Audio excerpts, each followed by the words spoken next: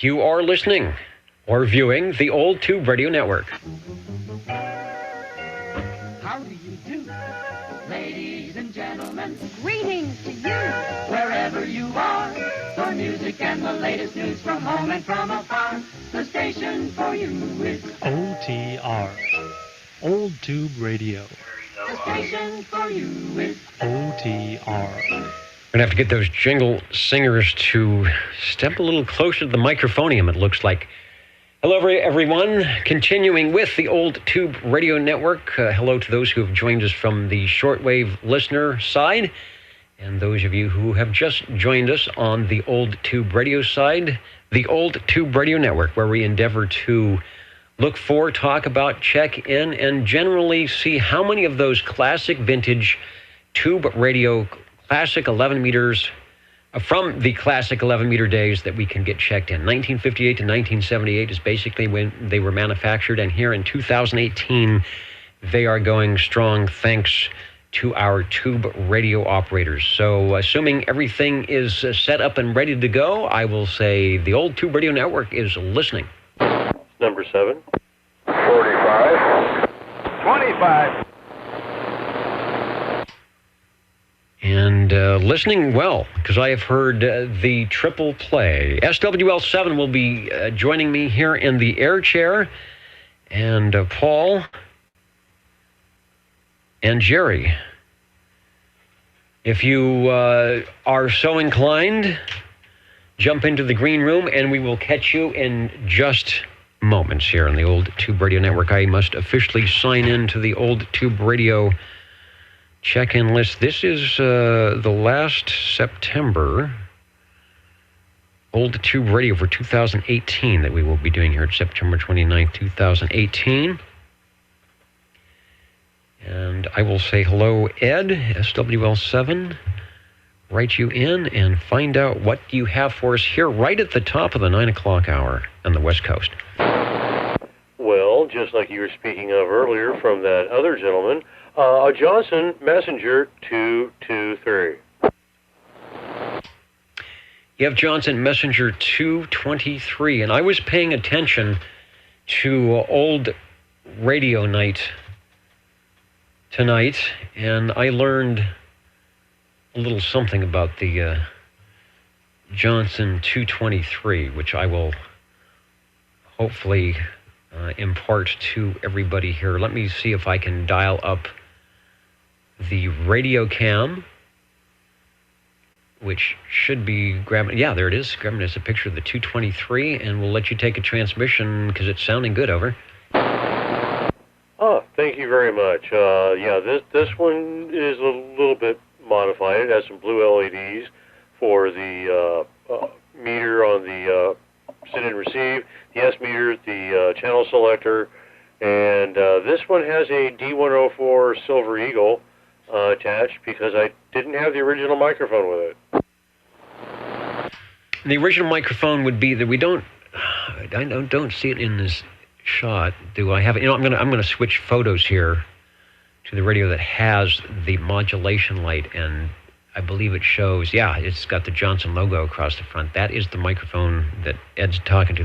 That typically would come with the radio if you ordered it with one. I think you could order it without, and for $20 more, you could get it with the microphone. My notes show $199 without mic and $214.95 with mic, plus or minus your discount from where we ordered it from in 1969 to 1972. And you can, they even made Sam's CB23, the Photofax 23 on page 53. Back to you. It sounds good. Well, thank you. I picked this one up on eBay for like $35. No one bid on it. I put the opening bid on it, and I came back and I wonder what the heck. I didn't order anything on eBay, and there it was. I won a radio. Yeah, that never happens. Well, sometimes it does, but not quite often. I learned tonight by listening to the old radio net program hosted by our See, we're going to claim you, JT. Hosted by our own 00, that the Messenger 223 was basically the Messenger 2. Said if you look inside of the chassis, it's kind of, I guess, put on its side. Anyway, if you look inside, you will see, and you have a Messenger 2, the blackface, you will see a very similar radio, but Johnson wanting to get into, at 1969, a lot of the radios were already 23 channels and had S meters, so they figured out a way to get the synthesized crystals in there for the 23 channels, put in an S meter, make a nice, really nice case with the illuminated front panel dials, and the Messenger 223, or maybe it's the Messenger 223, that's how I should say it. The Messenger 223 was born and became an instant bestseller. Oh, well, there you go. I definitely like it. It's a nice, simple radio. I think that's another reason why they did, so well. You set the darn thing up, you turn it on, and you got a squelch, switch the channels, and that's all there is, other than the mic. And it does have a microphone jack in the front, unlike the Messenger, the white face, where it was hardwired, so you can, if you've got the proper pinout, find the microphonium that suits your voice to best. A score update for the game, Fresno State 28, Ohio 13. So it looks like we're going in the right direction. All right, it's sounding good. We'll go back to you for another transmission. Thanks for getting us started off. Who's coming up next? Paul will be up next. But you can't go wrong with the Messenger 223 on any old tube radio evening. And remember, you must have a mic plugged in order to have receive. All right, with that, I'll let you get to the other guys because I know they're waiting. So I'll let them go. All right, thanks. And I want to say hello to those who have joined us over on YouTube for the video. The video feed. Let me put the control room camera back on here as who's stepping up? Paul is stepping up into the air chair. Hello, DD21.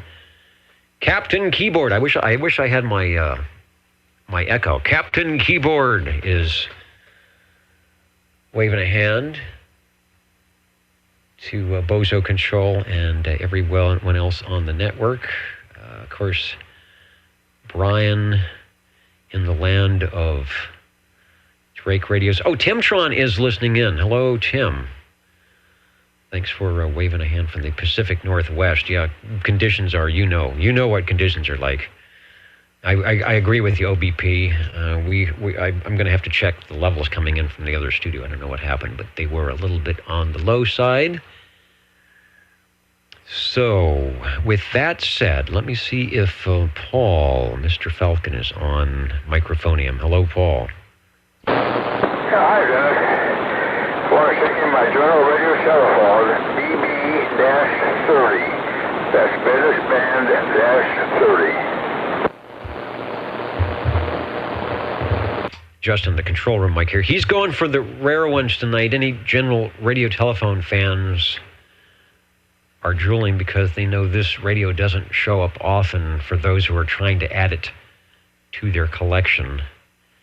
And yours is sounding awesome from beautiful downtown Burbank, the General Radio Telephone Gang. Give us another transmission on the BB-30, and I think we have a picture of one of those somewhere. Yeah, I think you'll find one of it. Anyway, it's manufactured in 1965, and that's it. That's what I'm talking about right now. This one had a 2-channel in it. They had one, the earlier ones only had 1 channel on it. They had one on eBay for sale, and I didn't get a chance to get it, but I got the 2-channel one.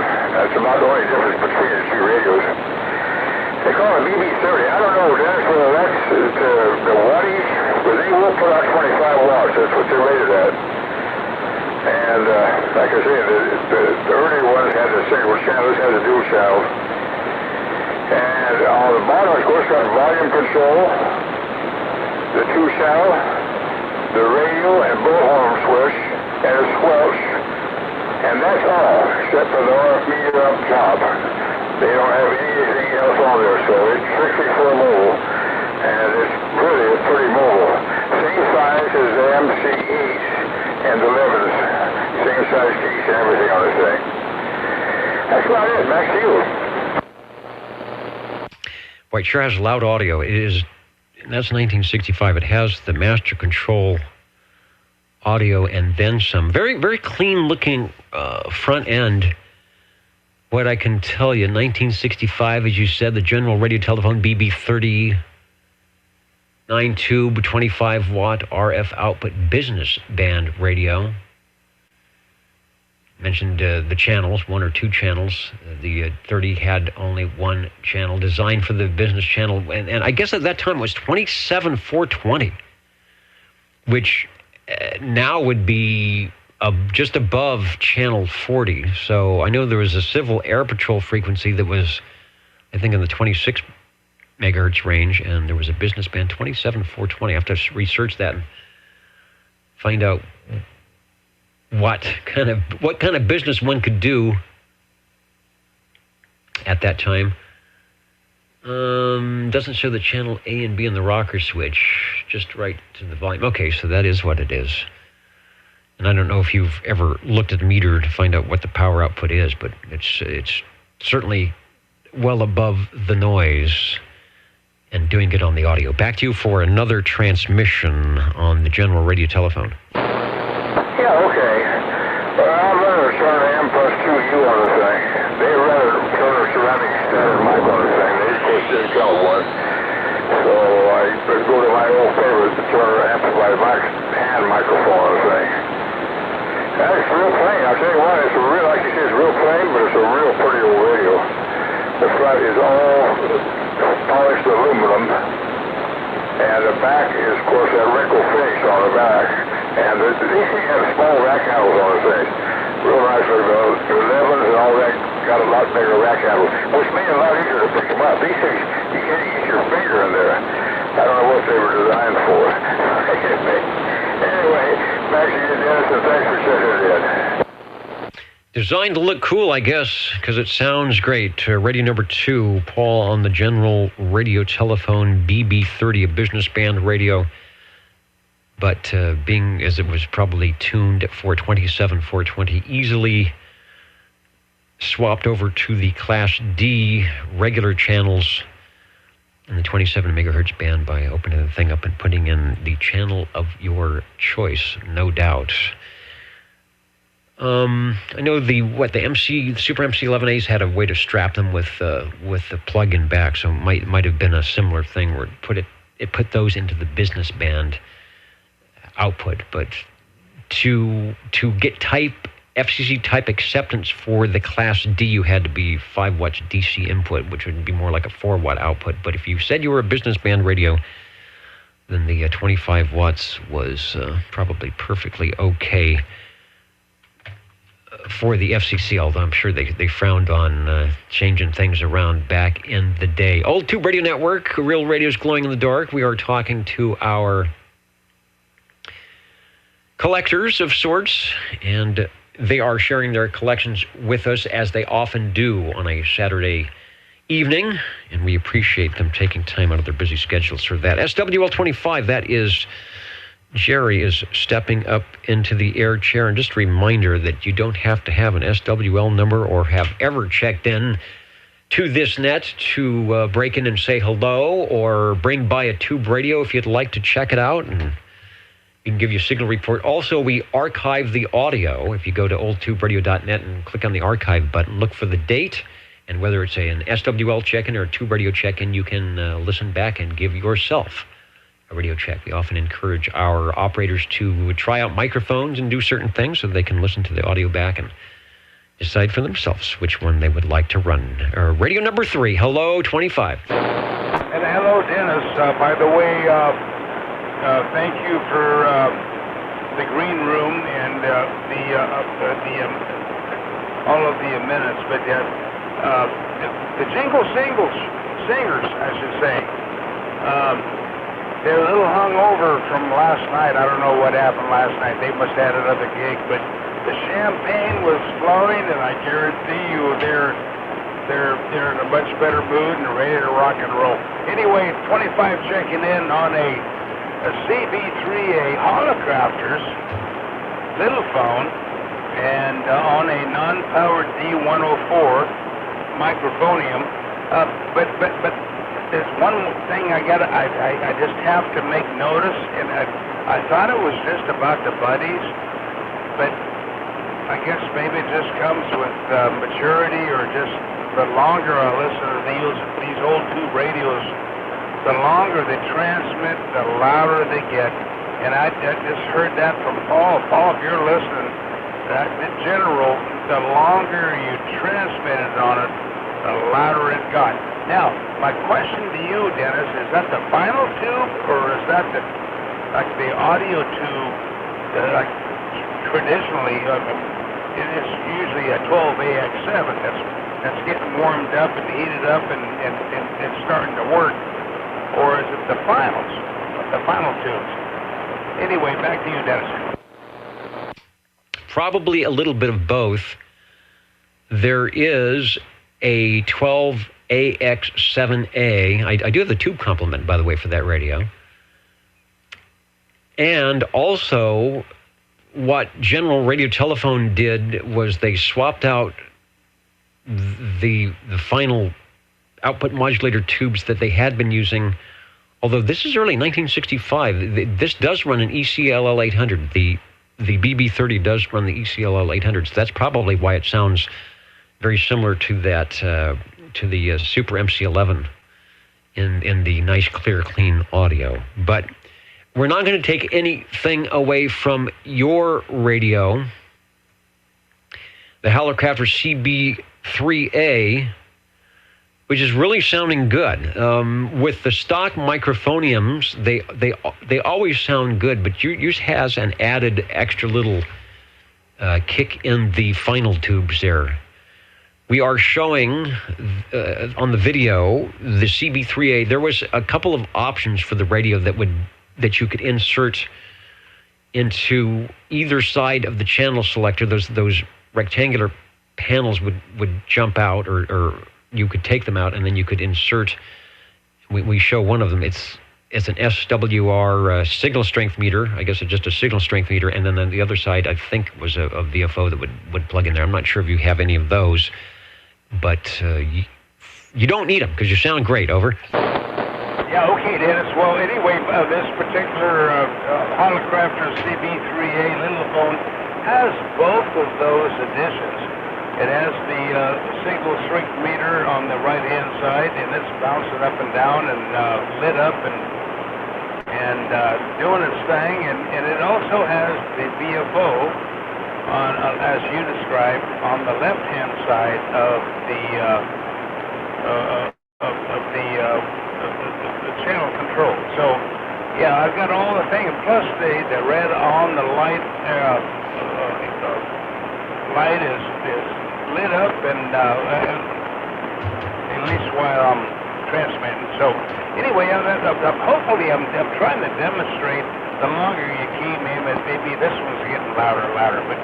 But I tell you what, Paul, if you're listening, man, the longer you transmitted on that general, it just got louder and louder and louder.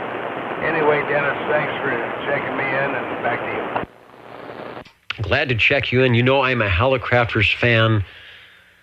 As promised, someday I'll get the desk set up here so that I can click into the FM 1000 without incident, without breaking anything.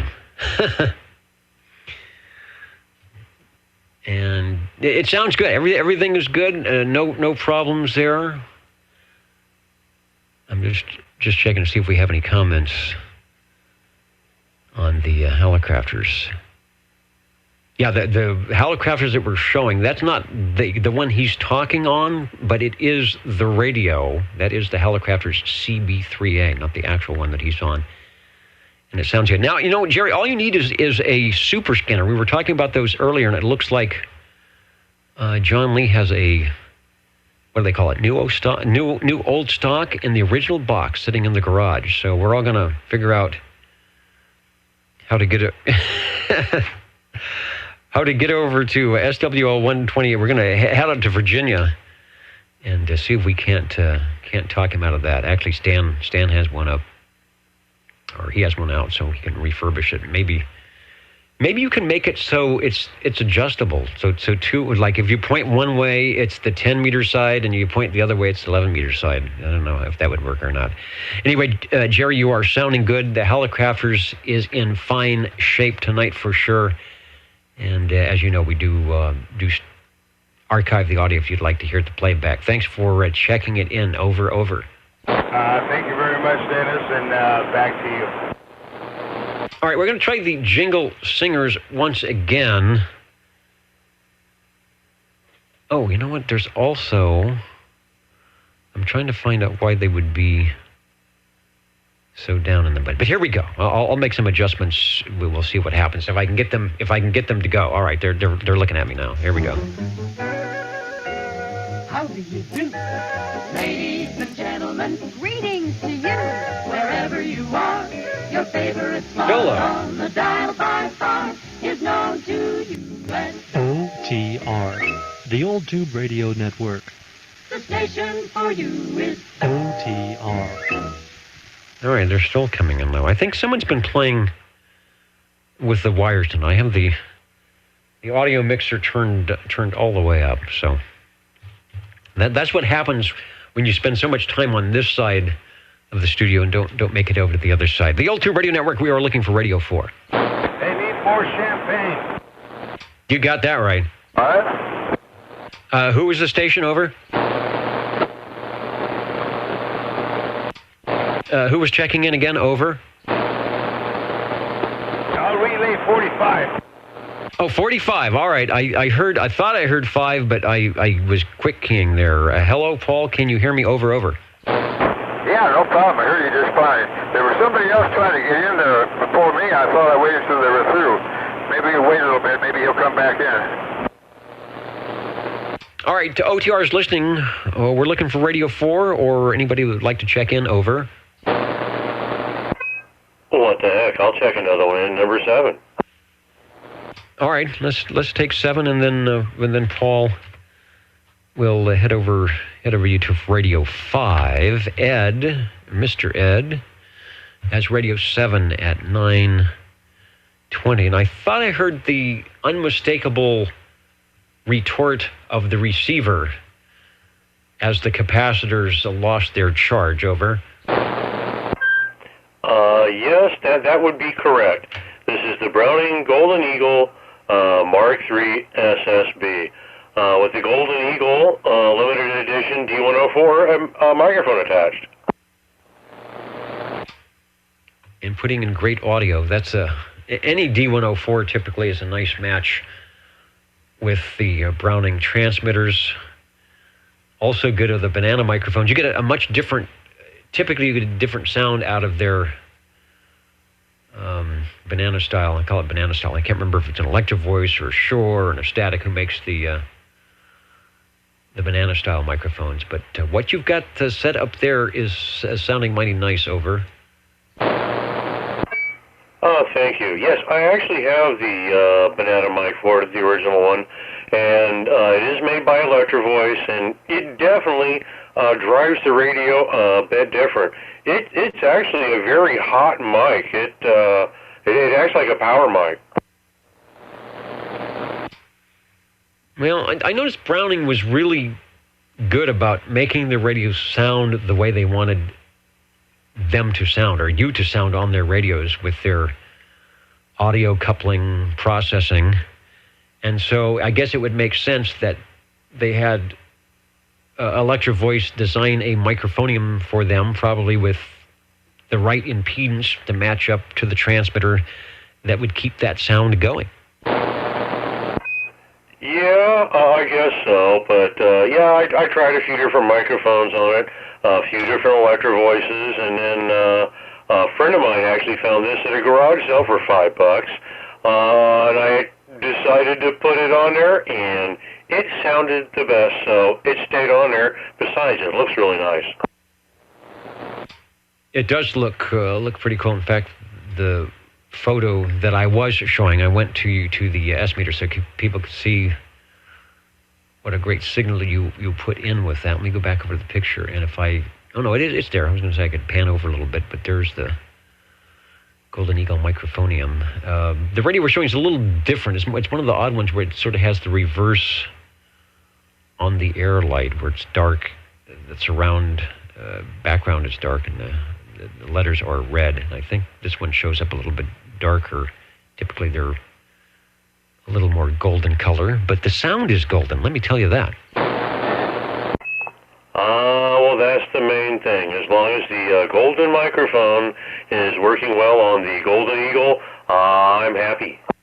And we are happy. All right, and I'm glad we have you on because Corey has a question or is inquiring over on the video site about, can you turn off that key down squeal, I guess affectionately called a ping by the Browning folks, on the Browning. And let me preface that, if you haven't driven a Browning, it's an experience. And back in the day, whatever that means, I remember listening to stations that had the Browning.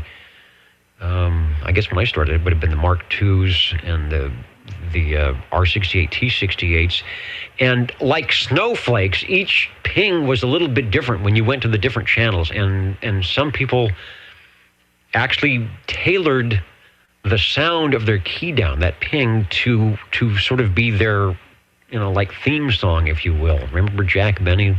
Da, da, da, da, da, da, da, da. So you could get your ping to sound a certain way, but you had to work with the microphone that you used, how close the microphone is to the speaker, how high the volume is turned up, where the squelch is. So it's really an interesting process. Then there were other things you could do internally to make the ping longer, shorter, or do something like that. So I think Ed probably knows enough about that radio to give us a short demonstration on what one can do if they turn the right knobs. Over. Well, like right now, that's no ping at all. It's easy to just shut it down. So that's that one, and I'll be right back.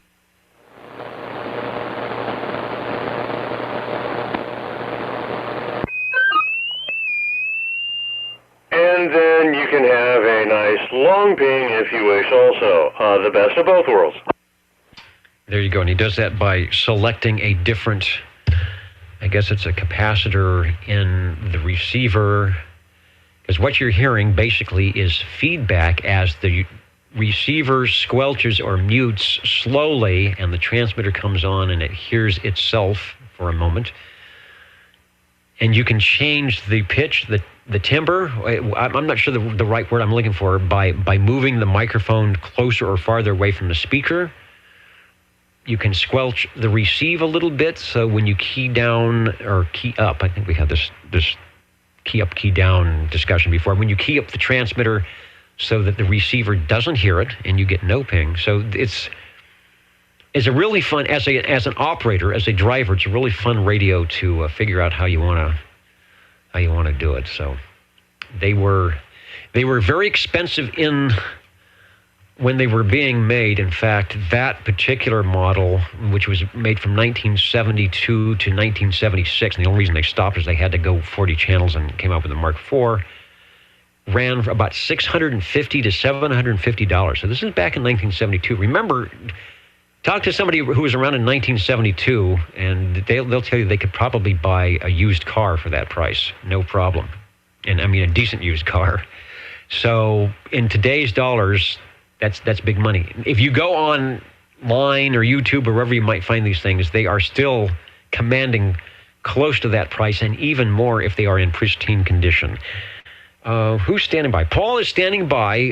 We're going to be right with you, Paul, but I want to go back to Ed one more time for any comments, and thank you again for the demonstration and radio number 4, the Browning Golden Eagle Mark III SSB.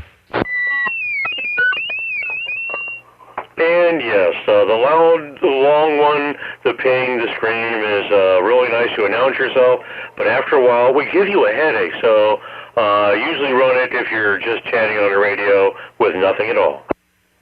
All right, and Corey mentions he likes it with none, and you can do that, like Ed mentioned. If you're just going to have a hit and run conversation, then you can do your tone signature, the beginning on the ping. But if you're going to have a nice half-hour long what do they call rag chew chat conversation. I remember a lot of people just saying, I can't talk to you any longer. That radio is giving me a headache. Really, the squealing. So as Ed demonstrated, there is a way to de-headache the radio. Very good. Radio Browning Golden Eagle Mark III SSB. Coming up next, Radio 5. Make sure I got SWL7 in for 4. Radio 5 is Paul. Are you still there, Mr. Falcon? Over. Okay. I got another general radio telephone. This is my Super MC-8. The 7s and 8s, the 6, 7s, and 8s are very elusive on the old Tube Radio Network throughout the years. So we are glad to get the MC8, or the Super MC8. I guess the MC8, I think, I'll have to do some research here, was the first to carry the Super moniker. I don't think the 7 was a Super, but the 8 certainly was. We'll grab a picture, and it might even be from your Radio Shack, and we'll go back to you for transmission. Yeah, that's the same one. It's got a little dent in the screen there on the speaker. I didn't mean to dream that for a number of years. Same radio. Yeah, it's the first Super came out MC8. And they had a lot of little dials on the thing, as you can see, rocker switches and the whole works. Had tone in, tone out, range dis, and local radio, RX, ANL, N. And, of course, they had that 24-channel Turner, Super Turner, I guess they call it that. And that was quite an update from the 6s. And other than that, it's a neat-looking radio, one of the first ones out. This did not have the ECL 800 tube in the thing. This thing had some reasonable tubes in it. You could put tubes in this thing for, all the tubes in for the price of the one ECL 800 nowadays. It's 6AL11 and 3 of those. They're still reasonable. You can find them. And other things like that. So they all have their benefits one way or another. I like this one real well. Back to you, Dennis. It's loud. Richard Cucumber, back in the early days when we were checking in radios before with real formal check-ins like it is now on the old Tube Radio Network. That was his radio of choice, the Super MC8. That was his radio, and he had that strapped and sounding every bit as loud as yours. And that's why I was interested when you checked in the BB30. It shows that it is using the ECLL 800 tube, and that was in 1965. I think the MC8 may have come out a little bit later than that, but my guess is to get type accepted, maybe they decided that they couldn't put the ECLL 800 in these radios yet, although obviously it's in the MC11 or Super MC11A, and they strapped it down, but you could bring it up. So I'm thinking that's why, probably an FCC thing where they already figured they could put one of those tubes in there and get a lot of power, but maybe they just didn't want to challenge the FCC. Yeah, and that doesn't even have, that's all 6-volt tubes. There's no 12-volt tubes in that at all. And it will run 12-volt DC, so I'm imagining there is another cable or something that plugs into the back will give you the plus and minus for the DC voltage. I didn't know that. It sounds great for its 9 tubes. Originally sold for just under $200. That was a good deal.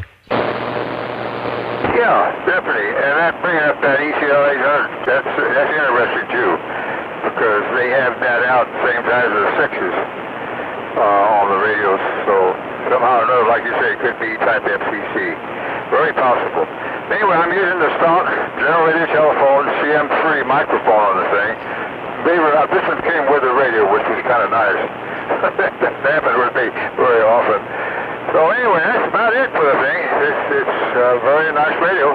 Back to you, Dennis. Sounding good. All of the general radio telephones were good workhorse, solid radios, all with good audio. They might have been a little industrial looking for some. Back late 60s, early 70s, the radio started getting, I think, what we call the stereo look, at the furniture look. And in theory, for the radios they actually produced, General Radio Telephone never quite got into that look. They always kept what I call a utility or an industrial look. That radio looks like it should be in a shop somewhere, or in a rack, a professional rack at a television station or something. It would fit quite nicely. And a good price, $200 for a 23-channel S-meter, good-sounding radio, right up there with the E.F. Johnson. But maybe a little bit more smoke in the transmit department. Thanks for Radio 5. I'll try one more time with the Jingle Singers, but I think they're still going to be a little bit on the low side here on the Old Tube Radio Network. How do you do? Ladies and gentlemen, greetings to you.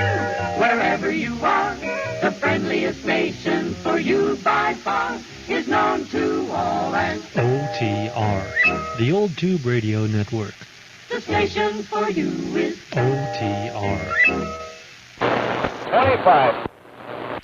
We're looking for Radio 6, and we've got Radio 6. Hello, Jerry. Step up into the air chair. We would like to talk to you. Hello, Dennis. The Jingle Singers sound absolutely fantastic after a little bit of Champagne. Anyway, looks like it might be a general radio telephone night at a beautiful downtown Burbank, California, as Johnny Carson used to say. This is the general radio telephone MC5, and not much to say about it except 8-channel, the VFO controls, and back to you. Not much to say. Perhaps the radio says it for you. I think we have another from the collection of SWL45, one of Paul's collection here, and I know you will be pleased to have that as the video portion for your audio portion of the radio. We'll show the MC5, and we are going back in time. This would be probably 1960, late 62 or 1963, their popular selling radio of the time, and it wasn't even a 23-channel transmit radio. It was, I guess you could listen to 23 with the big tuning dial there, but you only had, I don't know how many transmit channels it has or not. I'll see if I can find that out. Take another transmission. Yeah, Dennis, I believe it's eight transmit controlled channels, but you did have a VFO where you could kind of scan the bands, if you will. And an interesting comment you mentioned earlier about how the other general looked like it was made for industrial use. Actually, this MC5 actually has side handles on it to where it looks like it could be for like a rack mount, but it looks also like it. In fact, I even have the brackets and stuff that it probably, this particular model was probably used for mobile, even though this one's never been put in a mobile. But I do have the mobile bracket and stuff that came with the package, if you will. But it does have the little handlebars or the brackets in front that you can move it around where you want to, and kind of interesting how you were mentioning earlier about rack mount or industrial use or whatever. Anyway, back to you, Dennis. Probably one of the last radios to actually have three power sources: 6-volt DC, 12-volt DC, and 115-volt AC, which is, I think, what you're using. Some of the mid-50s, 1950s cars, I don't think any of the 60s cars did, but I know the 55 Ford, I think, had a 6-volt system. And, in 1962, there were still a lot of those around, so this radio had the capability, as did a lot of the early first 11-meter radios that came out in 1958, 59, 60 to go 6-volt DC. And this only runs 7 tubes. The Super MC8 that we just had ran 9 tubes. These are all 6-volt tubes. I think the Super MC8 had the extra Civil Air Patrol channel at 26 something megahertz. I don't see anything like that showing on this one, but not bad. You know, that is not bad for just 7 tubes.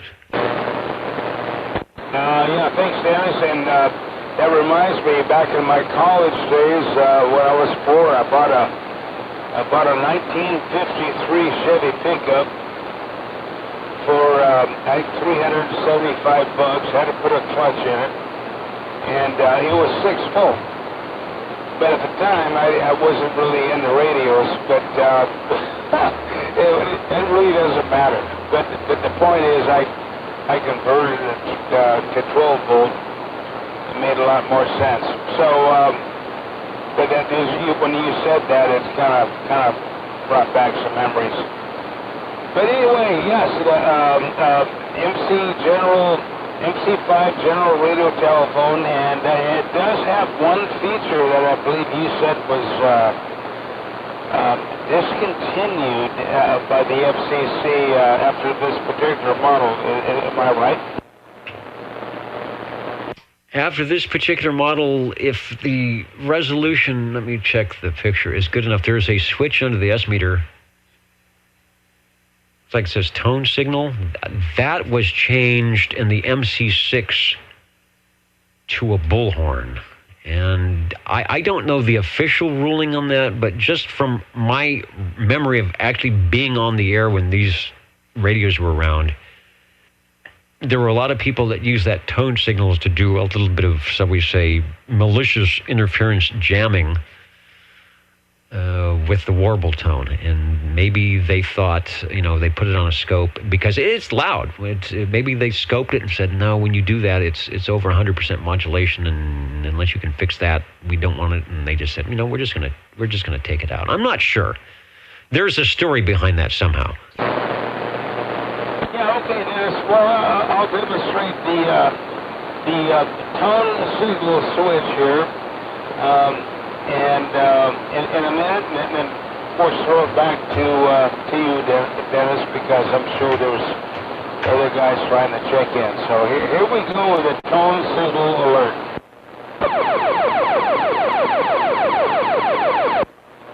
Thanks, Dennis. Back to you. This is number 25. And sounding good. Just a reminder that a lot of us here are ham radio operators. Now, whether we were when we started on our CB days, which one came first, the chicken or the egg? Get your ham radio license, your CB license. Typically, it was your CB license, and a lot of us still have a lot of fun on 11 meters. So here we are. Stan, talking about the radios on the Super Scanner, and I would think, being that close, your internal tuner on the 7300, but that is a popular radio. I don't know how many people have 7300s. I think Tim's got one. That's Timtron up there in Northwest, and I see a lot of videos, amateur radio videos, and the guys are using the 7300s because they like that. I guess it's SDR, the waterfall display. Should be able to do that, or I don't know how easy it is to adjust those radios. They probably screw into one length, but you might set it up for the higher end of the 27200 or 27300. To get a little closer to 2800. I guess you could set it in between and then a 27500 and make that the resonant point, and then use your tuner either way. So it's hard to say, but should work fine. Should work fine on 10. Of course, it's going to be vertically polarized. You get the guys that are close by on the net speaking horizontal, it won't work. Now, Stan mentions on the ECLL 800, it was an audio tube used in Lorenz amplifiers. I'm not familiar with the LORENZ amplifiers. And he said he had to buy one a few years ago for the MC11A that he had been given. The filaments were open on the thing for some reason. Yeah, that's the thing, the cost. What's the other one? 8950s that are unobtainable, that are used in some of the Swan Siltronics gear, I think. Used 8950s, which are really, really expensive. But big difference when you hear one of or noticeable difference, I should say, when you hear one of the general radio telephones that's using the ECL 800 on the in the output. The Old Tube Radio Network, we are here checking in radios as we often do. Hello to those of you who are watching the video, listening to the audio. Still a lot of you out there. And, of course, our stations here in the RF zone. Central California, right in the center of state, Fresno, Clovis, Selma, Hanford, Sanger, you name it. If you've got a decent antenna, point it towards Fresno, and you just might hear this peanut whistle net control. We are looking for SWL7. No, we are looking, maybe we're going to get SWL7. We are looking, because it often happens, we are looking for radio number 7. 7. All right. That was the Freudian slip of all times. I saw that 7. So radio 7, and that is SWL7, over. Yes. This time the Tram TR27 Echo 23-channel transmit and receive. And I found out something with this radio today that I did not know. Well, you've had that radio a long time, so I say to find out something you didn't know. I hope it was a good thing. Let me put up the picture. The radio we're talking about, the Tram TR27E, which I think is sort of in the final, we've got that in frame, final series of the Tram TR something series, and I'm looking at the radio. What would you find out you didn't know? Maybe you found out what that switch, well, you know what that switch does. I think the little red switch there. So I don't know. I'll defer to you to find out what it is that you didn't know about that radio. Well, there's a little switch on the back that I just flipped it back and forth. Didn't seem to do anything, so I left it in the off position and went about not paying any attention to it. Moving the radio around, I noticed it again. I figured, what the heck? So I flipped it the other way, and it made a difference on the watt meter. This way is the lower wattage, and with it flip the other way, it has a bit of a boost. Wow, that's interesting. I guess my question would be, does it look like a factory switch? Could we be doing the we put in the business band, but we didn't tell the FCC? Or someone says, you know what, look at this output tube. This will do 10 watts. And so they did what Tram didn't do, is figure out how to get the right, I guess, voltage in there to do that. Interesting. Did you, I guess you listened in or looked at a watt meter and confirmed that, or over? That is correct, and now it is in the other position, which it's hitting the top of a 30-watt meter now. Wow, I guess I need to listen better. I didn't notice any audio difference. Sometimes when you do the strap thing, the audio will go down a little bit as it's, pushing the tube as hard as it can. But that sounded nice and smooth, over. Okay. Well, here we are still in the strap motion, and let me reach back in there. Oh, it's a pain in the rump. And there we go. Now it's not hitting the top of my 30-watt scale, staying down below it. So definitely a difference. Oh, yeah. I put on the S-meter video gate here, and you are a solid 20 over on both transmissions. But when you have the switch in the newly found position, there is another 5 dB over, 20 bar that shows up most of the time, but all of the time during your audio. So it is definitely doing what it should, and I don't hear any degradation at all in the audio. Well, that's kind of nice. Well, I've already got a little extra kicker when I need to. So yeah, it adds another 10 watts plus in there, and I guess it doesn't seem to mess up the audio. So what the heck? I guess I should run it more often, but I think I will help the tubes and save them a little bit and run it in the lower position. Well, that's letting me think that it's adjusted right. There may be an adjustment where you can strap it even more, but then your audio could suffer. So the way it's adjusted, or whoever did that has got it just right. It's going to give you a little bit extra if you need it when they say 10-9. Speaking of numbers, what is the 42 to 13? Thanks, Steve. That's from about 5 minutes ago. Wow. So when they say 10-9, you flip the switch, and maybe you just come out of the noise a bit. We're talking to Ed, who is on Radio 7, the Tram TR27. I'm on the S meter here. Let me switch back over so you can see the radio.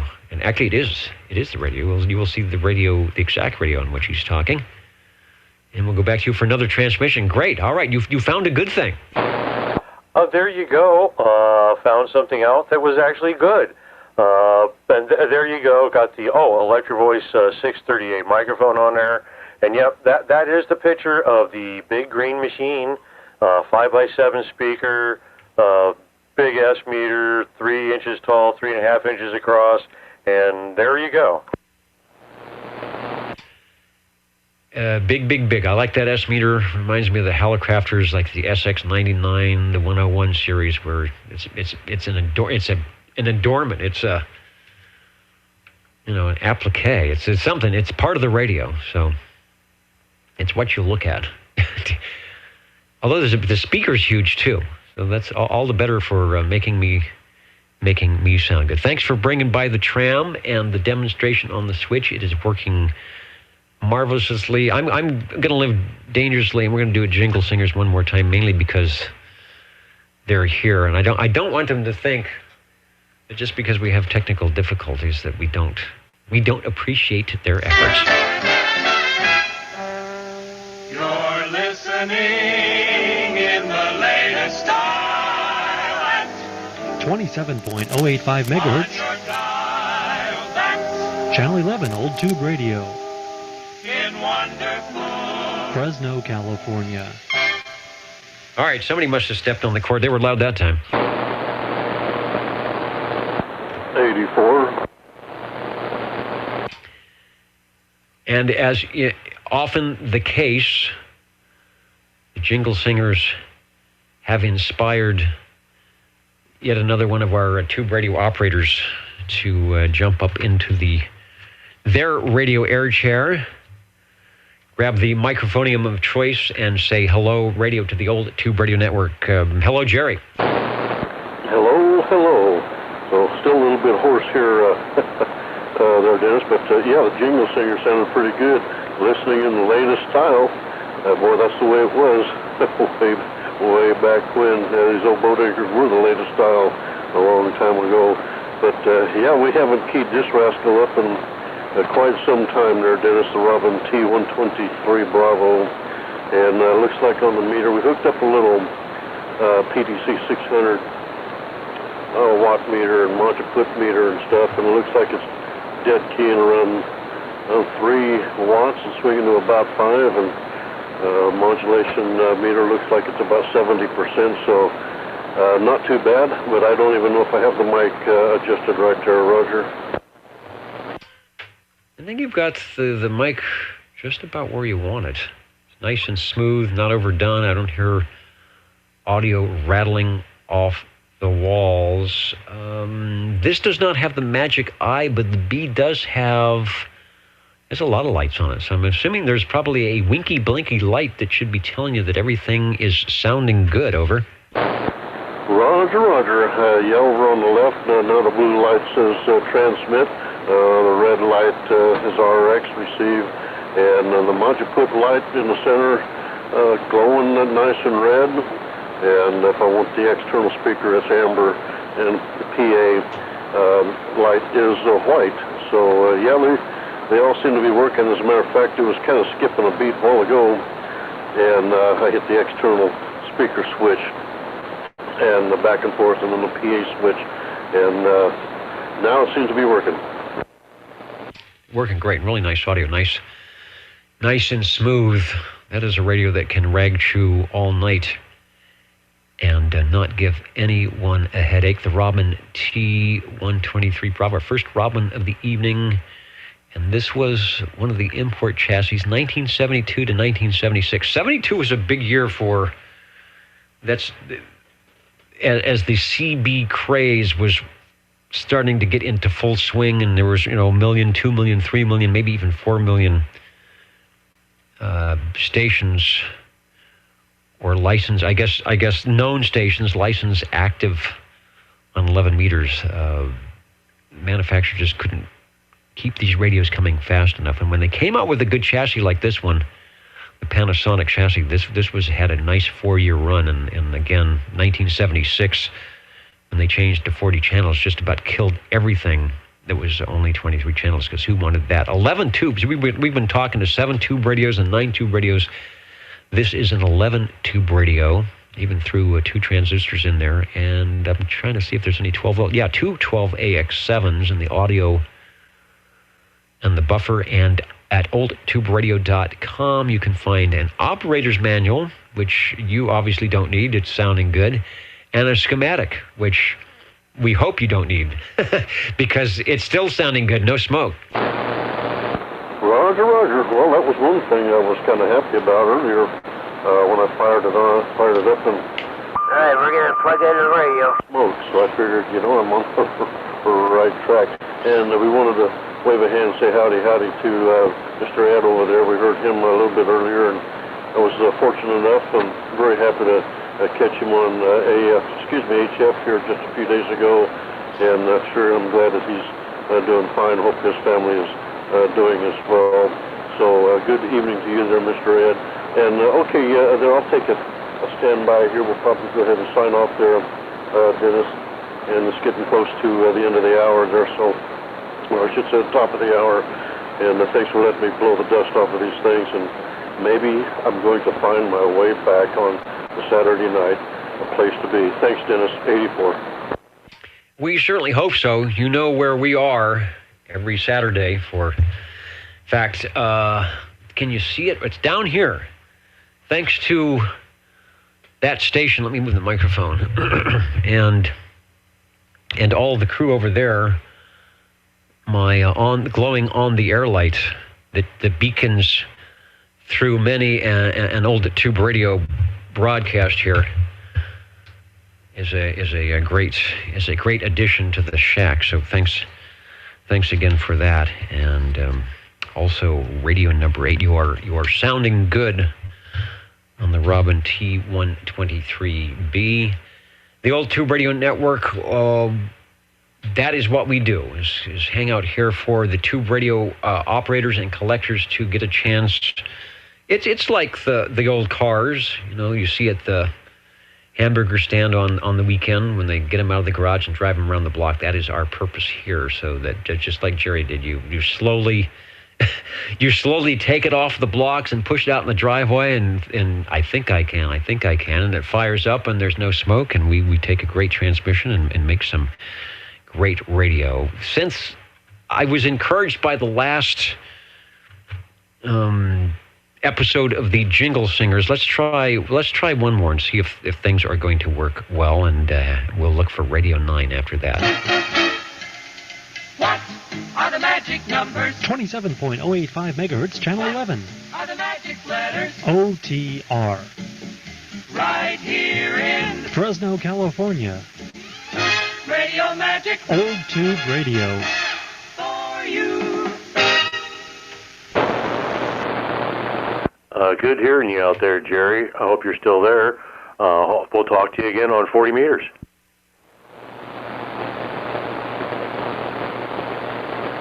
Great code here. Yeah, 40 meters has some good nets. Don't go ahead. We'll get some for our SWLs. We'll get some frequencies that they can tune into during the day. At least here on the West Coast. I don't know how the band conditions are. I'm sure there may be some other 40 meter things, but we'll get the West Coast frequencies. The break OTR. Thanks for standing by, and go ahead now. Over. SWL 40. All right, we have 65, and I've buried, since we've had the radios coming in hot and heavy here, I've been buried the SWL list. So Eric, I have found 65. We will check you in that way, and I'll also go over to the big board, as we say, over at oldtuberadio.net, so the entire world can see that SWL 65 is now officially checked in. And SWL 40, we have you one moment, please, because I wanted to see if Ed was there to answer my question on for the 40-meter SWLs. And thanks, Eric. We got you checked in. For the 40-meter SWLs, what frequency is it that, and I don't even know what it's called, but the daily the net that happens over? Well, there's actually a few of them, but the Jefferson noon net happens, of course, at noon at, let's see, what is it, 7204. And it the weather reports, and there's a round table afterwards, and it's pretty good. Okay. Do you have remember the frequencies for some of the other ones? Then there's 7283.5, which is another noontime net. Man, they've been running there for a long time. There's 7272. I think there's another net there. There's quite a few on 40 during the day. Yeah, good for checking propagation. So any of you out there on your shortwave receivers, or maybe you have a 7300 like Stan, and want to get on 40, or listening on 40. If you get on 40, if you got your ticket, listen in. Doesn't hurt to listen in, and you'll hear similar things, what we're doing here, people having a good time, propagation reports, and the like, 40 meters in the 7 megahertz area for your amateur radio pleasure. I was gonna see if I had it up here somewhere, and now, of course, I've lost it. I think the next testing session for Fresno is November 17th, so coming up in a month and a half, if anybody's thinking about getting or upgrading their ham radio license or ham radio ticket in local area in Fresno. Looks like November 17th is the next date for that. Where are we on the radios? We're looking for radio number 9 on the Old Tube Radio Network. Breaker OTR. And sorry, Larry, I didn't look at my notes. The Breaker OTR, go ahead.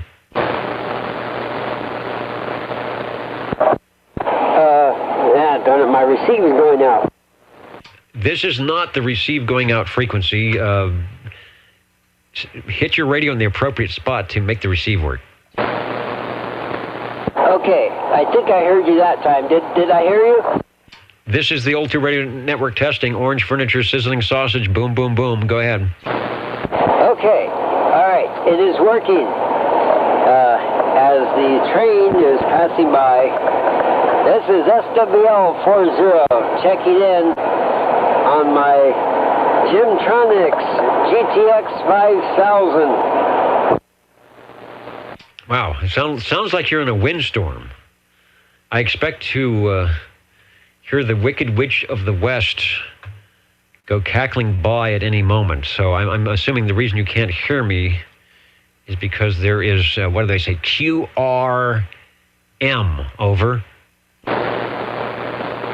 Well, it was actually, am I transmitting?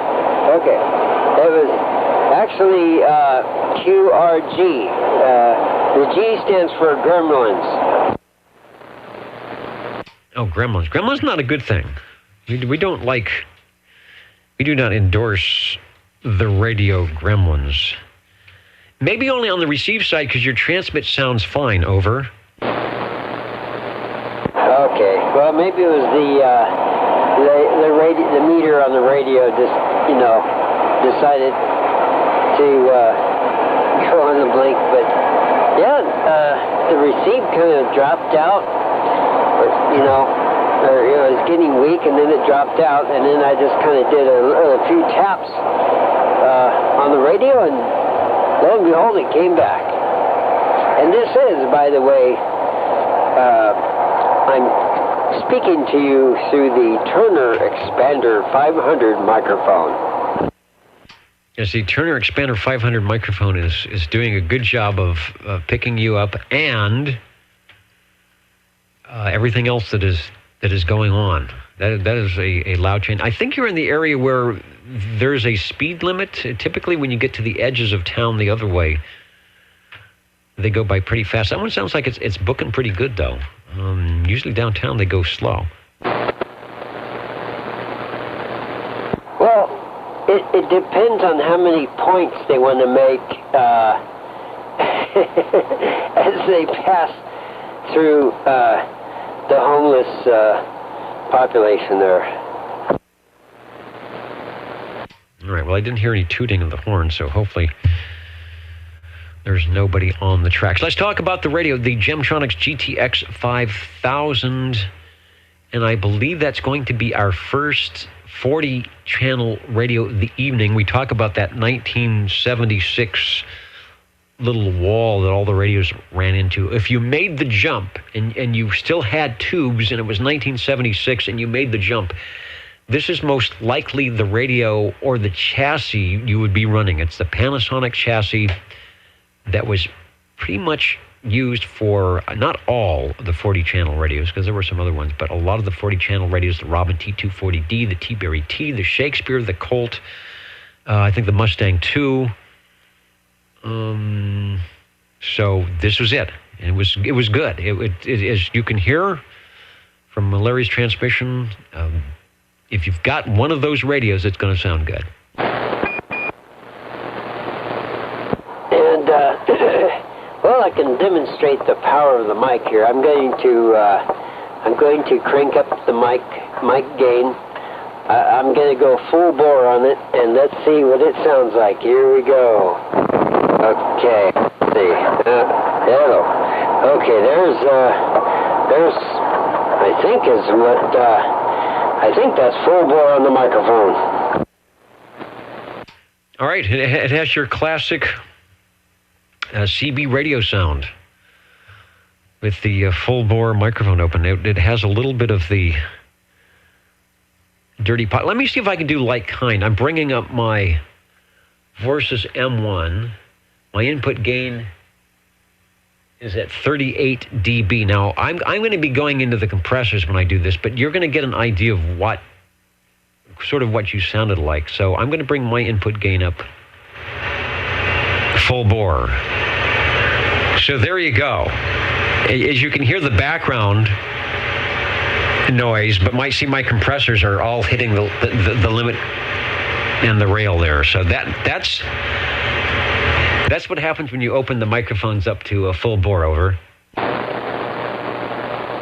Well, not only that, but I have a tone control. I can adjust the tone. I can make it sound muddy.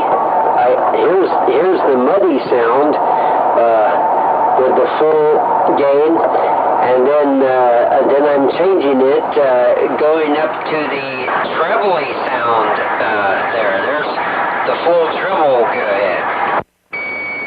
20. And breaker acknowledged. My hat's off. I must say, even though what SWL1 and I used to call fecal container audio, which is sort of what is happening as you're making the adjustments there, I am actually impressed by the amount of adjustments that you can get. Typically, when I've heard a microphone that says it has a tone control or something, there's really not much, but that actually has a pretty decent range, decent enough to put it into the fecal container audio mode. Breaker for fecal container audio. Go ahead.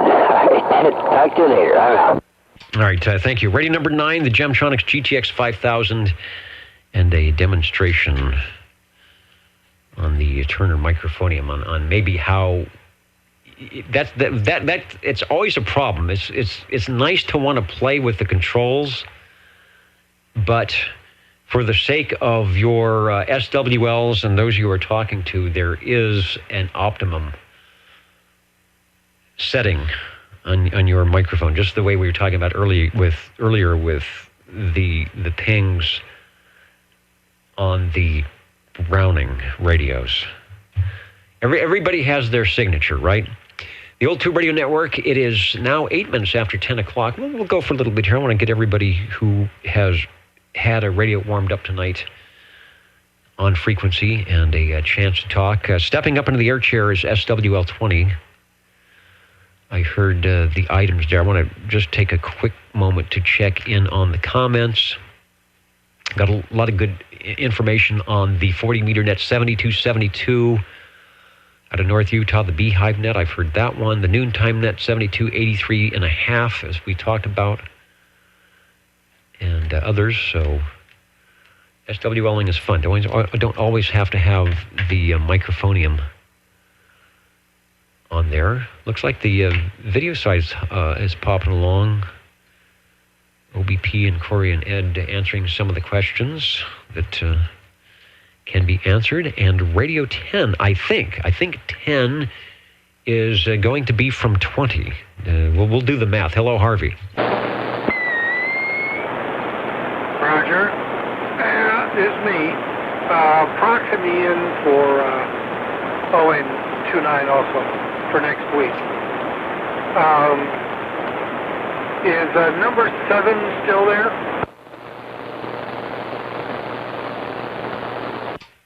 I think I saw him on responding to the video side, so he's probably around somewhere. Are you still near a microphonium, Ed? Yes, I am. Ed, the Jefferson net, is that sometimes called the Jefferson noon net? Jefferson noon net, I believe.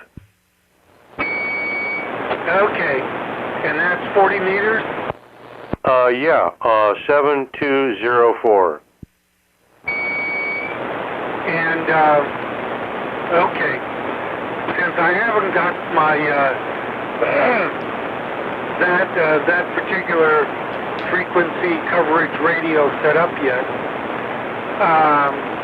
can you hear people, let's say, in Reno? Yeah, when the conditions are right, actually, it covers like the western United States. So into Idaho, Wyoming, Nevada, definitely some guys in Nevada come in, Washington, so yeah, all over. Okay, because once I get it set up, I have to surprise somebody, an old friend from the 1970s. We both, while he started out on 11 meters, and I helped him a little bit with it.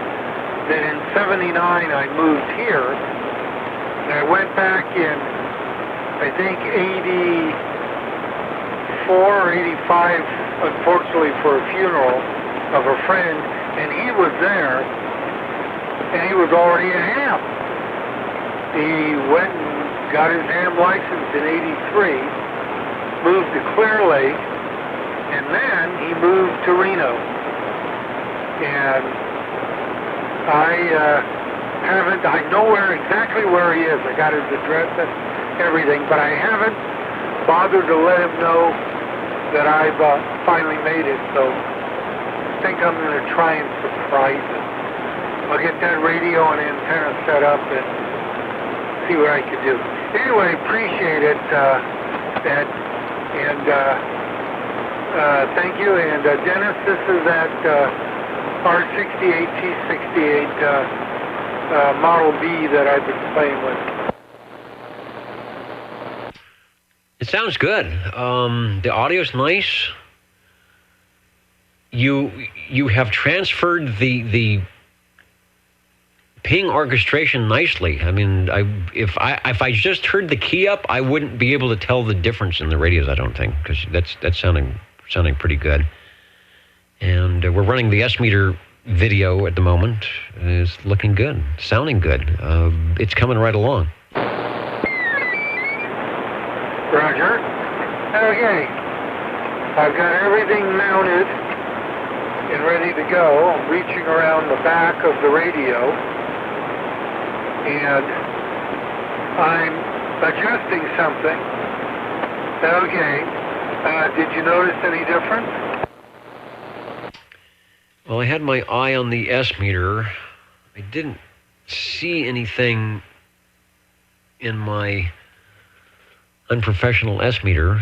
Audio still sounded good. I couldn't tell if I heard a tone difference or not, a little more mellow or not. It was, if so, it was very slight. Over. Okay. I might have not gotten it past the threshold. Okay. Let's see. Oh, yeah. Right about there, you should notice the difference. Well, what I'm hearing, if I think I'm hearing it, is maybe a little bit more volume, a little bit more gain on some lower mid frequencies. Okay. And let's try a little more. Okay. That's a little more. How's that right there? 1, 2, 3, 4. Very, very subtle, very slight. If you were listening to Larry earlier when he was doing his, I mean, that was a massive, big difference in the tone. Yours is very subtle. Again, my experiences with the Brownings are that they're set up to sound like a Browning, and unless you're bypassing whatever they do, it's going to be tough to make a big change. And I can tell by the ping. Okay. Alrighty. Hello. Okay. With this control, that's about it. But I don't want to put a higher value control in because I think I'll lose it all the way. All right. Well, I didn't lose any gain. Again, the tone quality difference was minimal. I'd probably have to go back and listen to the archives, but I think it would be safe to say there may be some people out there, and I'm listening on headphones, so I'm going to get pretty decent fidelity, but I'm going to say it might be safe to say that somebody listening on a small speaker probably didn't hear a lot of difference. Okay. Hello. Yeah, I can see the difference in the meter, but if it cuts down things a little bit, I'll be happy and I'll probably leave it. Yeah, certainly not making things do bad stuff. Over. Okay. I put a 500K pod in there. I looked around for 700, excuse me, the 750K pod, but I couldn't find it. So, and I've got a ton of pots. So, we'll see. Anyway, I got a lot of pots. Anyway, I'll probably let this one be. I mean, it makes a little bit of a difference. And that's really all I'm looking for. Plus, I got this radio set up for the receiver, because this R68, T68 combo has the Model D receiver with the RF gain control. So now I've got to look for a transmitter with the spotlight instead of the on-air. And once I find that, I put that with this, and whatever receiver comes along with the one with the spotlight, if it comes with it, I'll put this, if it's the one with the three-position switch for the RF gain, I'll put this transmitter with it, and then it'll be for sale. But anyway, I like this receiver. It's in pretty darn good shape, and it's got that RF gain control. I'm happy with it. You absolutely cannot go wrong with a Browning receiver. I remember back in my early CB days talking to a station that used to run, I think it was a Messenger 2 on the transmitter with a controlled carrier setup. So, keying down at 100 milliwatts and modulating up from there. And his radio would ping. And I asked him what was the deal. And he was running, in conjunction with that, one of the Browning receivers, and just said the receiver is so much better than what was in the Johnson. So I don't know how easy that is to do, but someone might think about that. Always nice to. You've got to have a good receiver. Net controls know about having a receiver. You've got to be able to hear the stations checking in if you want to check them in. Even if you're a loud guy, you still need to hear things. So good deal. Thanks for Radio 10, the Browning R68 T68. I have a note that next week is our week 8 on the roster to get you and the crew proxied in, which we will do. And thanks for stopping by. It's working. I typically think you have to either bypass the coupling caps or change them. I don't know if there's something online that for the ham radio stuff, there's a lot of, in the Heath kits and the Helicrafters and the Yaesus, a lot of things. Take this and change it. Take this and change it. Take this and change it for the audio coupling. But I don't see a lot of that for the Browning radios, which to me is surprising, because that's one radio that you probably could make a big difference by doing that. So anyway, whatever you've done has certainly not hurt things, and it sounds better.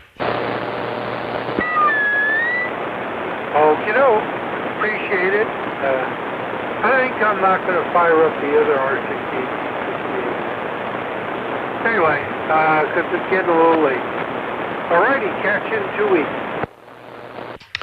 All right, good deal. Let's try the Jingle Singers again. They were exceptionally loud last time. Let's do some spelling. And they're in stereo. OTR 27.085 megahertz. Channel 11, Old Tube Radio. Old Tube Radio.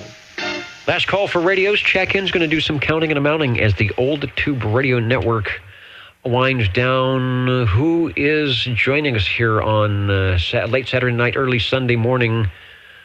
EDA 396, hello, radio. Thanks for checking in. And it is, am I correct, 5:20 in the a.m., where Mr. Big Ben is saying good evening, mentioning he's a bit late this morning.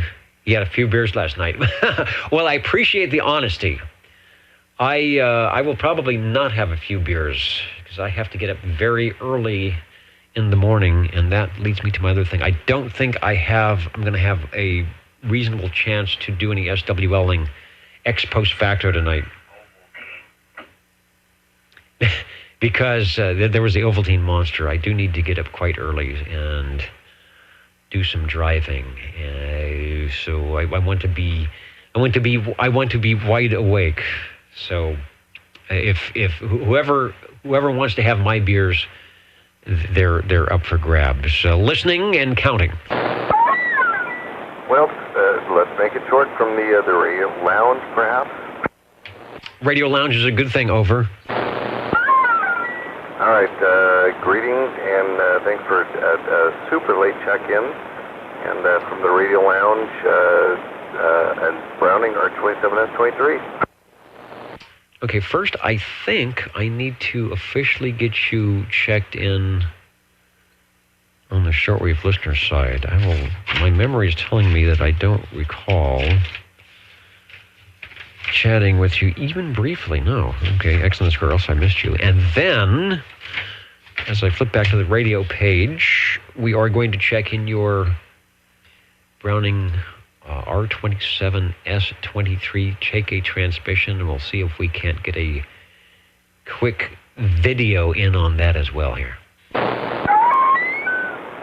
I'm always disappointed in my pinging abilities here.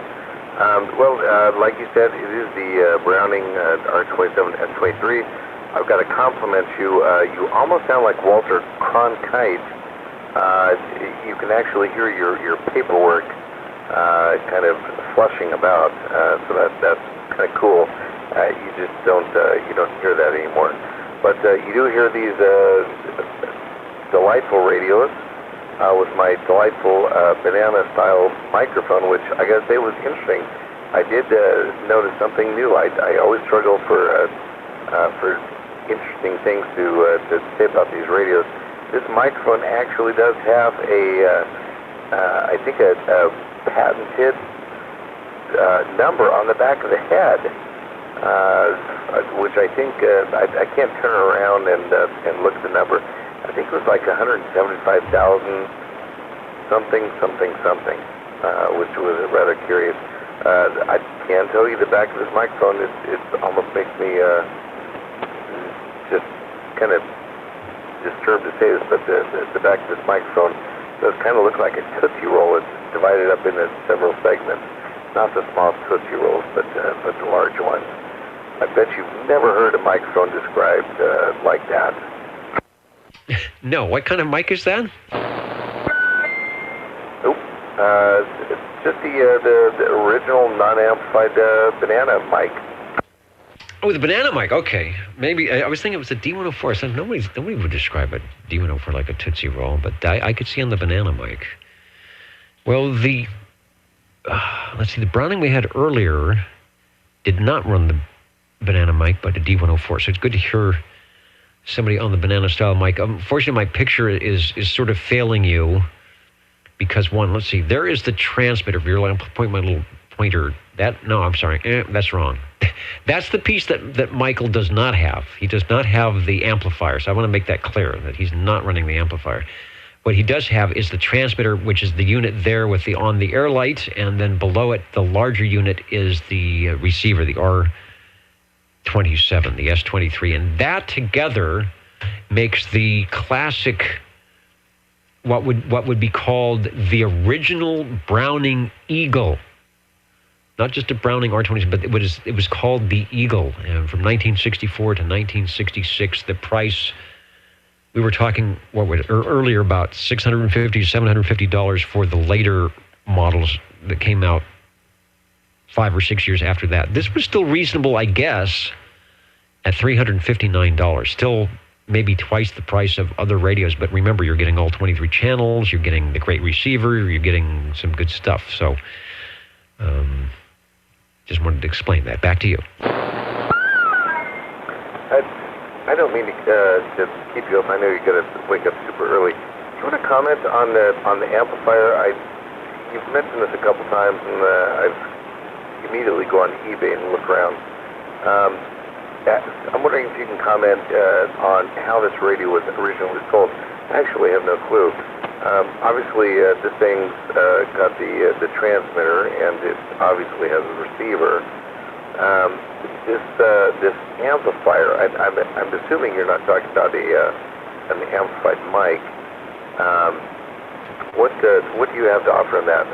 I'm assuming back when this radio was sold, you were probably still limited to 4 or 5 watts.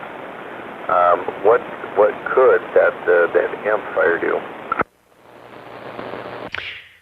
Amplifier do. And just an aside, Captain Keyboard, thank you for the note to our old tube radio operators and SWLs. Do not drink and drive. 73 to you. Thanks for joining us tonight and remembering some of our crew. Hopefully you can join us again next week. The amplifier. Good to talk about the amplifier tonight because we had a radio check-in earlier called the BB30, thanks to Paul from General Radio Telephone Business Band. So remember that word, those two words, business band. Because you were absolutely correct. A Class D 11-meter Citizen radio must have 5 watts DC input, unless, of course, it's sideband, where I think you can go 4 times that, 15 watts. Anyway, 5 watts DC input, crystal controlled, and there you go. So there is no such thing as an amplifier to be in the graces of the FCC. So why would we be showing one? Basically because the picture that I have that's actually a photo of the radio includes the amplifier. I have some advertisements, but I wanted to show the photo of the radio. And I wanted to make clear that you are not running an amplifier, even though we're showing one. Now, the amplifier is for the RF. That means the output of your transmitter antenna output goes into the amplifier. The amplifier takes whatever 5-watt signal is coming in and takes it and maybe makes it 60, 70, 80 watts. It's called the 180. People say it could do more than that, but I doubt it. And you will blow the fuse. and then out it goes. Now, why, if it's not legal to be more than 5 watts, would they have a matching? And this is a matching with matching knobs and matching colors amplifier. Let's go back to business band. This is their 180 business band amplifier. On our business band radio earlier that Paul was talking on, he noted that it has 15 to 20 watts output. Well, that's way more than you would have on the Class D, but it's business band, so it can be type accepted to do that. And so if you make a amplifier under the guise of business band, then it is perfectly okay to make it. Now, in theory, not in theory, in actuality, it is not okay to connect it to the RF output of your Class D 11-meter transmitter and amplify the signal that way past the 5-watt DC input. So that's the quickie thing. That's what's going on here. And those of us who are amateur radio operators know that when we went from our CB days to got our amateur radio ticket, that was our first sigh of relief. It's like, you know what? We can run way more power than 5 watts. They also have a limit, but you can run an amplifier as long as you don't go over the adjusted limits, and you can do things with your antennas and no restrictions. Is that making sense? Over? Oh my God, are you kidding me? No, that's a phenomenal explanation on that. No, that's fantastic. What do we know? What frequencies the BB radios were transmitting at? The BB radio came with a set of crystals for the supposed business frequency, which was 27,420 at that time, which was well above, at that time it would have been channel 23 at 27,255. And even when they went to 40 channels, 27,405, so it was 27,420. There was a Civil Air Patrol down at 26,6 something. So that was a designated frequency which you could run that particular radio at that particular power. And if you, I guess, needed a more power, you could run an amplifier. His was a general radio telephone, so I don't know if you could buy this business band amplifier, the 180. Yes, you could, because it's just generic, and put it on your business band. So there you go. That was the single frequency you could do. Oh my gosh, that's just a wonderful story. I guess I want to make a comment about that's when perhaps the government and or the businesses actually trusted consumers to use their apparatuses as they were designed. And that having been said, boy, I'm going to go on eBay and look around now. That'd be fun to have that extra piece used on my business band radio. Well, I think I dug myself into a hole on that one. But yeah, that's a good story. I'm sorry I don't have one for this radio, but anyways, I guess how can I summarize this? It sounds great, or at least you guys sound great on it. And, well, there it is. There it is, and it's sounding good. OBP, I think you are listening. Do you, in your experience in your business band days, do you think it's actually possible to get 120 watts out of that thing without blowing something up? I don't know. It says it's a 180. I would say you would be well pressed to do half of that with the way that was constructed. I personally don't think they're that great.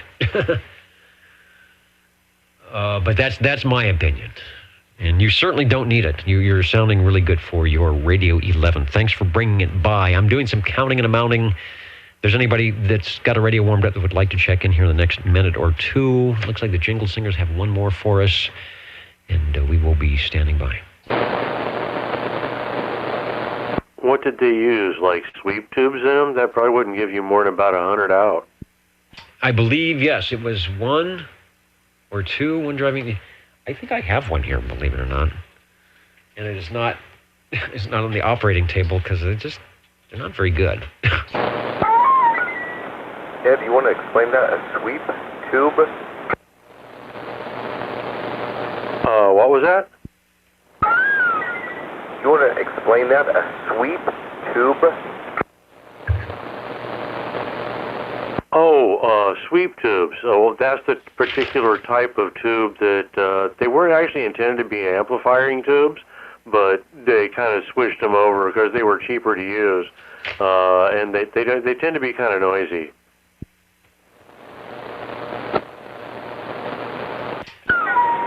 Oh, okay, got it.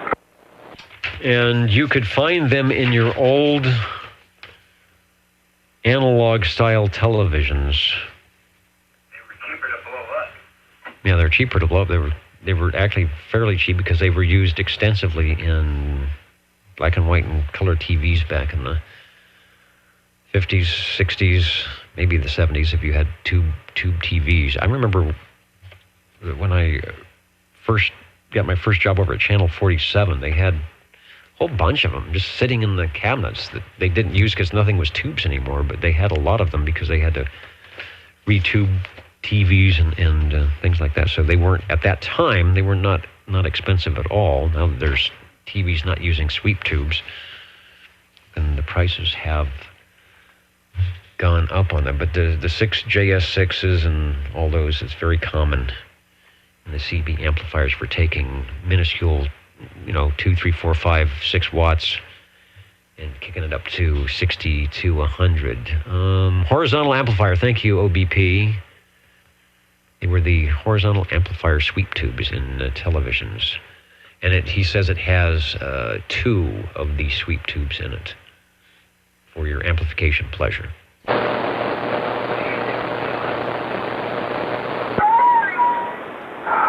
Oh, this kills me to ask this. Do we know how much those you said it's a 180? Do we know how much those are going for these days? And the Yaesu FT101 runs, it was a 12 BY7A or something, which is a driver, and then it runs 2 6JS6s. It runs sweep tubes. So it's basically just, an amplifier all ready to go. The 180, I don't know. I don't know what the price. I'd look on eBay and then figure that that's way more than they should be going for. So that would give you the I wouldn't pay that price. Go to eBay and find the I wouldn't pay that price, and then figure, below that is what they go for. I'm good at that. All right, I'm going to shut up because it's 10:36 and it's well past the Ovaltine time. It is well past the Ovaltine time, and the Jingle Singers always know which tune to pick out when we're ready to go. Your tune to OTR.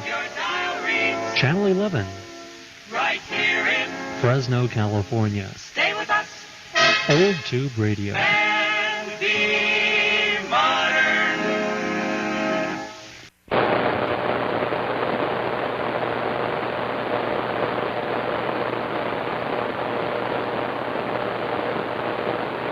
No, we want to be vintage. And Stan to the rescues. Thank you, Stan. I just refreshed my page. The 180 uses 2. And I guess there's substitutions for these, but I guess this would be how it came. The 180, the Browning, let me say this correctly, 180, quote-unquote, business band radio uses 2 6JU6. It has a 6BQ5 in front of that, perhaps as a driver, and that is 60 watts AM, 100 watts PEP. That's what I would think. So what he's saying, Mike, when he says 60 watt AM, if you have a watt meter that is running RMS that doesn't have the PEP function turned on, you should see about 60 watts. I would say that sounds correct to me. If you turn on the PEP function, in theory, there's some formulas if you're running 100% on what it should do, but in theory, if you turn on your PEP meter and it's semi-accurate, you're going to see the meter now pushing up towards 100 watts or as OBP said maybe 120. But if you drive it more than that, it's not going to sound good at all. It just won't. And I'm sure you'll find them maybe that are running different tubes in there on the 6JU6. I think there's a lot of sweep tube kind of equivalent replacements that you can put in there as well. Let's see. Last call for items of interest here. Yes, and also I have a small amp that runs 6 JT6As driven by a 6AQ5A. So there's a few different ones out there.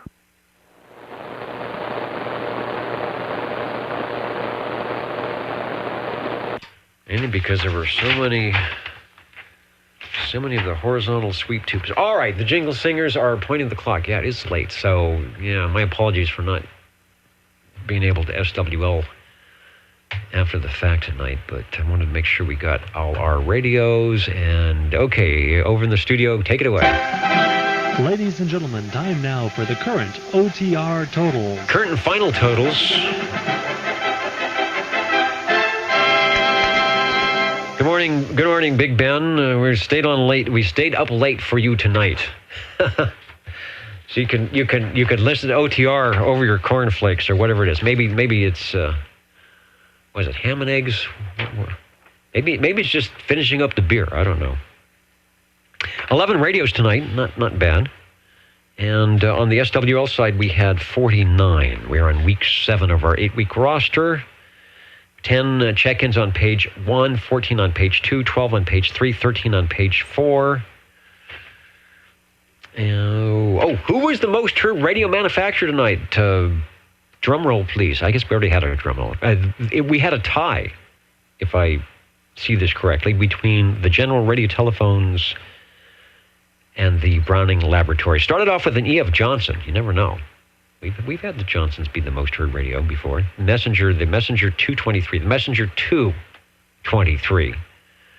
Thank you, Ed, for that. Radio number 2 with the General Radio Telephone BB30, which has garnered a lot of discussion here tonight. Thanks, Paul, for showing us that there was a business band radio that someone produced to make it okay to produce all these amps, I suppose, for your business band radio, even though you can modify your business band radio to go on the Class D channels. Radio number 3, Jerry on the Helicrafters CB3A. No modification needed there. Radio number 4, Mr. Ed on the Browning Golden Eagle Mark III SSB, followed by Paul on the General Radio Telephone Super MC8. Started the Super MC8 series for General Radio Telephone, the CLL 800 tubes. Radio number 6, Jerry, that's SWL 25 on the General Radio Telephone MC5, at that time at 9:36, putting the General Radio Telephones in first place for the most heard manufacturer. The Tram was next, the TR27E. Mystery switch solved, and it does do what it's supposed to do. Looking at the S meter, we butted on the video. You will see your signal slightly increase. Audio sounds good either way. That was Radio 7. Radio 8 was Cheerios Kid Jerry, SWL 84. It is so good to hear you. Glad you found some time tonight to say hello to all of us. We appreciate your collection when the Mountain Maid allows you to get on the Robin. Thank you. 86. Robin, the T123B for Radio 8. Radio 9, Larry on his Gemtronics GTX 5000 with a very good demonstration of the power microphone and what it can do and possibly what you should not do. Just because it can, right? Just because your car can go 120 miles per hour, do you do that? Well, maybe you do. But you don't do it often. Same way with what Larry did in the microphone. Yeah, he can do that, but just don't do it that often. Radio number 10, Harvey on the Browning R68 T68, the B model. What does I mean by that? That's his B model. Sounding really good. If you go back in the archives about 4 weeks, you'll hear the maiden voyage of that, and it did not sound that good at all. And so he's done some modifications trying to work on the audio, and it helped. Subtle, but it worked. And then our final Browning, the R27 S23, the original Browning Eagle from Mike for Radio 11. So thanks, everybody. Toast and marmalade with a cup of tea. How could I not know that, Ben? How can I not know that? I may make some toast. That sounds good. I don't have marmalade. Do I have tea? I don't know. I don't know what I'm going to do. But that's a good suggestion. Better than beer, at least for me at this moment. Bangers and eggs? Yeah. I should know. I'm part Irish, but I don't I don't do bangers and eggs. What else? I think that's it. Oh, thanks to SearchLawrence.com and Frodex for keeping the Nixie tubes running. Thanks to all of you, as I often say, for keeping us running here with your radio check-ins and comments on the Old Tube Radio Network. Good to hear and see some old friends on the net tonight checking in. Hope you can join us in future episodes. So maybe 6JG6. Yeah, it's hard to say, Stan, but I think if you want to sound good, you should be seeing 60 watts on your RMS. If you see more than that, you might not be. It might, you can run it, you can do it, and it looks nice on the meter, but it may not sound too good. Good night, everybody. Before I blow something up here from what's called an old buzzer transmission, if you hang out on 75 meters, which the guys might be on right now, who knows? We will talk to you later next time on your Old Tube Radio Network. Good night, good night. Good night, Dennis. Thanks a lot. And thank you, OTR. Catch you later, gang. 73. Catch you next week.